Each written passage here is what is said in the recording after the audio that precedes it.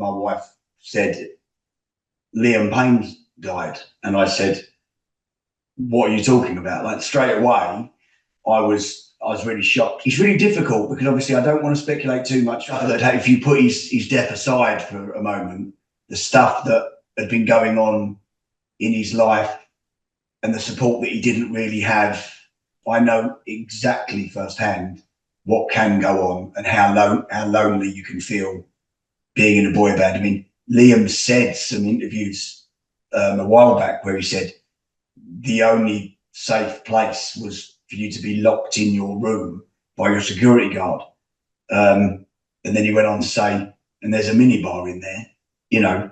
So it's, you know, and I've been there, I've lived that. I've been in Argentina, I've been all over the world where I've got 2 security guards outside my room with guns, and I'm locked in and I can't go anywhere. I've never taken a drug in my life, thankfully, but you know, my drug is alcohol, and you know, I'm not an alcoholic, but whatever I asked for, I got. If I needed a beer, someone got me a beer. If I needed a panini, someone got me whatever I wanted. I didn't have to go to a shop and get it. I couldn't. I wasn't allowed. It was in Japan. And I wanted to go out of my hotel room. I wanted to buy myself a dictaphone because I was having all these ideas about songs, and I wanted to record. You didn't have an iPhone back in the day or an Android where you could record it on your phone. So I just wanted to like record myself. And I opened my door, and the security guards are there, and I said, I want to go out. And they said, you can't. I said, I just want to go out and buy myself a mini disc player. They didn't last long, did they? But I want to buy myself a mini disc player, and I want to buy myself a dictaphone. And they said, well, what one do you want? I will get you one. We'll get you 2. You can take a pick. I said, no, I want to buy it. I said, I want to go in with my card or my money, and I want to buy it, and I want to peruse the shop and have a little look about and see what one I want. And they were mortified. I was like, I'm doing this, whether you like it or not. I'm going out. And this sounds made up. It's not.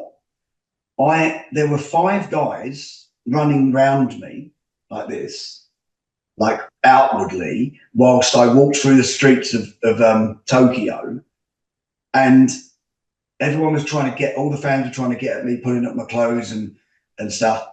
And I went into this shop, and I'm looking for about a minute. And then all of a sudden, the windows are smashed in the shop because the fans are trying to get in, and they're trying to get into the shop. And the shopkeeper's like, take whatever you want. Just leave the shop. So I've got this mini disc player and this microphone thing, dictaphone, and I'm sitting in my hotel room now, and I was gutted because I hadn't bought it. I'd stolen it essentially because I was told to leave. I hadn't stolen it. I was told to take what you want. And I just sat there, edge of my bed, and like was gutted because I thought, this is my life now. Now people go, what an amazing life, but it's a very lonely one. And that's what I think when I look at Liam. Every time he walked out of that hotel, there were people there. You know, he's part of a very youthful, youth-orientated pop group. It was kids, young teenagers and below that adored them. So their demographic will, even if they're getting older, they'll still feel that their icons got to kind of look pretty much like they did when they first adored them.